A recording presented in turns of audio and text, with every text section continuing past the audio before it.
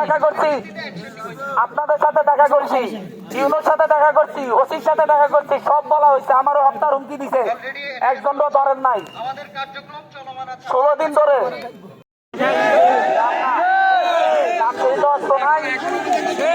অস্ত্র নাই আপনাদের কাছে, দাঁড়ান, আপনাদের কাছে নিউজ নাই,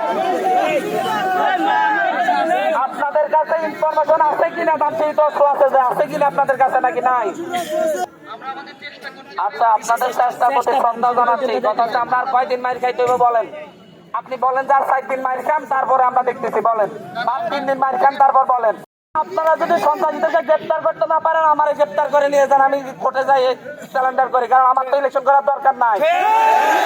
আমার লোকজন তো মাইর খাইবো সকাল বিকাল, আমার লোকজন মাইর খাইবো। এই যে ভিডিওতে দেখছেন, প্রথম সংঘর্ষে সূত্রপাত করছে ইলিয়াস নামে বদমাইশটা, এইটারও ধরেন না।